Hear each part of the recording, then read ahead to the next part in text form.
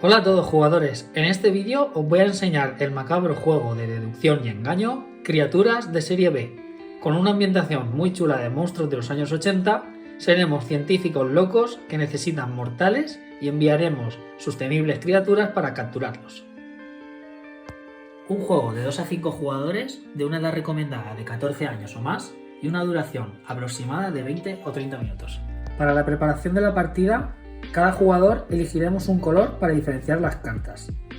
Todas tienen las mismas y hay que separar el número 2 de todas, cada una de su color, para la primera partida que vayamos a jugar.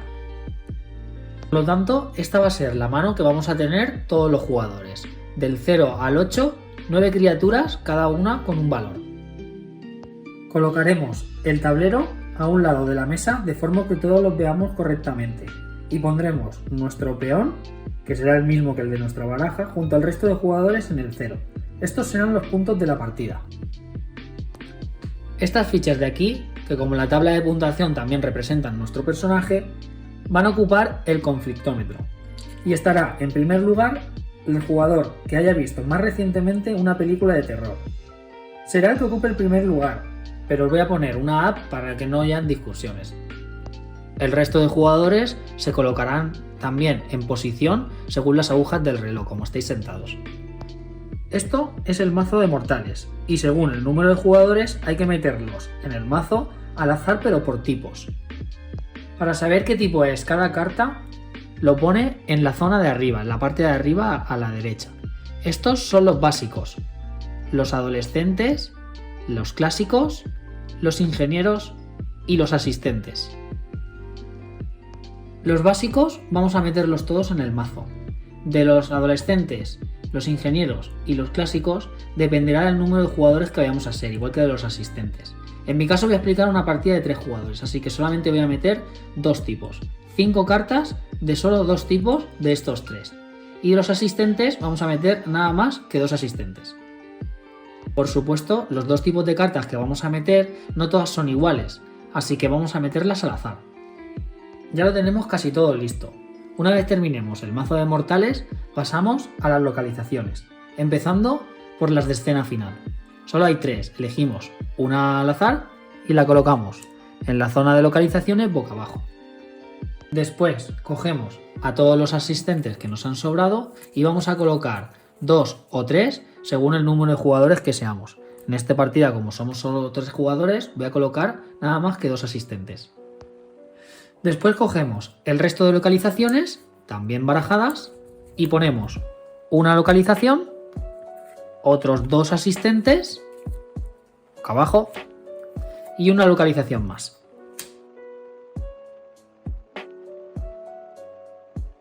Ya estamos listos para empezar la partida. El resto de componentes podemos volverlos a la caja. Ahora voy a explicaros cómo funciona el turno de juego y más tarde os explicaré cómo funcionan las cartas, cada uno de vuestra mano. Van a ser 3 rondas y la partida finaliza tras acabar la escena final. Ganará el que más puntos consiga, capturando más mortales. En caso de empate, el que se encuentre más arriba en el conflictómetro será el ganador. Los turnos transcurren a la vez y lo primero que vamos a hacer es coger el mazo de mortales y coger tantos mortales como jugadores haya en la partida. Los ponemos boca arriba. Después, cada uno elegiremos una criatura y la colocaremos boca abajo. Una vez hayamos hecho esto, mostramos todos nuestras criaturas a la vez. Algunas tienen habilidades, así que ahora veremos esto. Una vez sepamos cómo funcionan, capturaremos a nuestros mortales. Esto lo vamos a repetir nuevamente hasta que no haya más mortales que colocar, o en el caso de que hayan 2 o un mortal, que no puedan haber 3 mortales o el número de jugadores que seamos en la partida. Los mortales que vayáis capturando se tienen que quedar al descubierto para que el resto de jugadores puedan consultarlos. Sin embargo, las criaturas es elección vuestra si queréis seguir enseñándolas o no. Una vez haya terminado la ronda, el jugador con más simbolitos de estos, sumados entre todos, será el que obtenga la recompensa, la localización. Si por alguna razón empatáis en símbolos más de un jugador, se pone en marcha el conflictómetro. el conflictómetro sirve para los desempates. Más tarde os explicaré con más detenimiento cómo funciona. Sumaremos los puntos y prepararemos la siguiente ronda.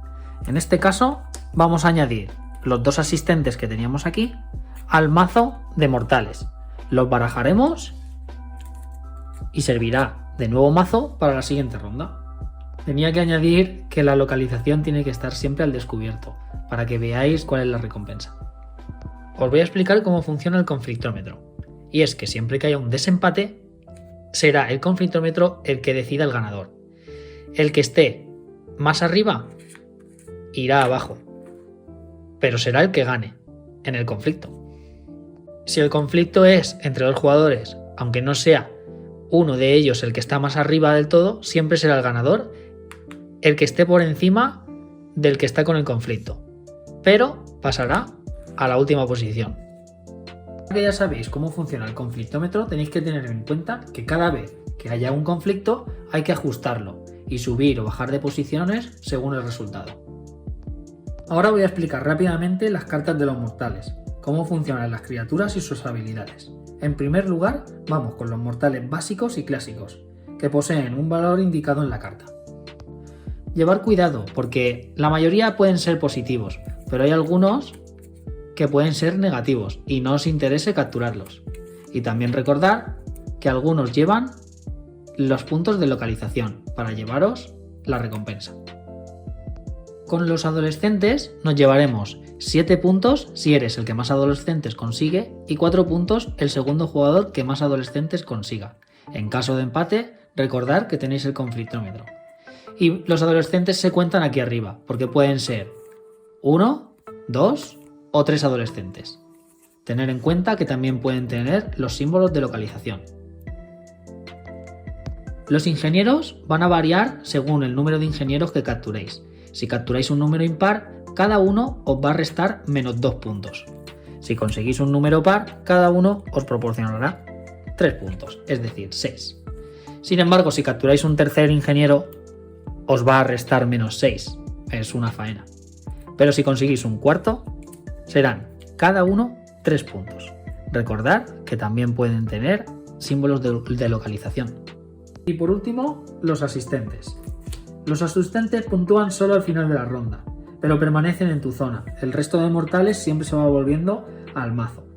Cada vez que vayáis consiguiendo asistentes, vais a ir sumando más puntos. Si conseguís 1, os dará 1 punto. Si conseguís 2, 3.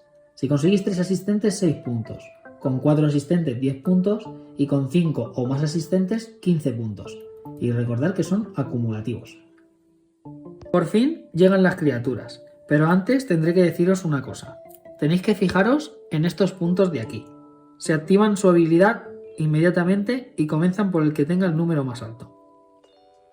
Una vez resolvamos esto, la habilidad de cada uno, es el momento de capturar. Nos fijaremos en las criaturas que contengan este icono, pues estas habilidades se activan una vez hayamos capturado a nuestro mortal. Siempre el orden de capturar el mortal es según el número de fuerza que tenga nuestra criatura. Bueno, casi siempre. Ahora voy a ir con las habilidades de las criaturas. La primera, con 0 de fuerza, es la masa. Descartas a otra criatura de tu mano y absorbe su fuerza. Por ejemplo, esta que tiene 8. Y la masa tendría 8 de fuerza, para ser la que más fuerza tenga a la hora de capturar un mortal. Una divertida variante, y es que si no queréis utilizar el conflictómetro si 2 personajes utilizan una masa, es poner la segunda carta de criatura, la que la masa vaya a absorber, boca abajo y resolver a la vez. Hará vuestras partidas más interesantes y más divertidas. Con 1 de fuerza, la criatura del pantano. Con esta entregas el mortal que captures a otro jugador. Llevad cuidado porque vas a ser el último en coger y si todos cogen cartas positivas, tú eres el último que va a quedarse una carta negativa. Así que, como tienes la criatura del pantano, se la vas a lanzar a otro jugador. Con el hombre invisible descartas cualquier mortal que hayas capturado, incluido la que has capturado con tu hombre invisible. Puede ser esta o esta, por ejemplo, que has capturado previamente y te quita puntos. La descartas de la partida. Si sacas una momia y otro jugador, por alguna razón, ha sacado un Kaiju para intentar ser el primero en capturar, eres tú la que inmediatamente captura al primer mortal. El invasor con 4 de fuerza es que tiene la posibilidad de capturar 2 mortales. Si vas a capturar y queda más de un mortal, capturas los 2.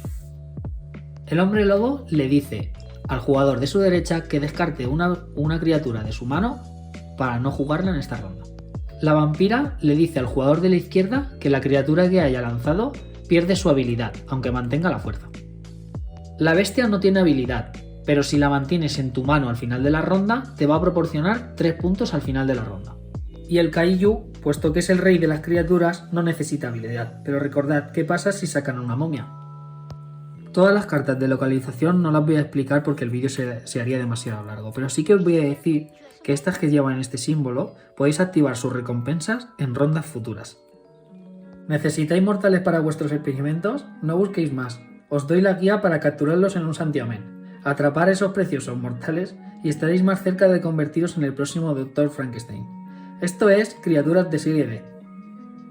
Si tenéis alguna duda podéis ponerlo en los comentarios. También me gustaría que me dijerais cuál es vuestra criatura favorita. Darle like, que no cuesta nada y a mí me ayudáis un montón. Suscribiros para ver los próximos juegos que voy a subir y nos vemos en el próximo juego.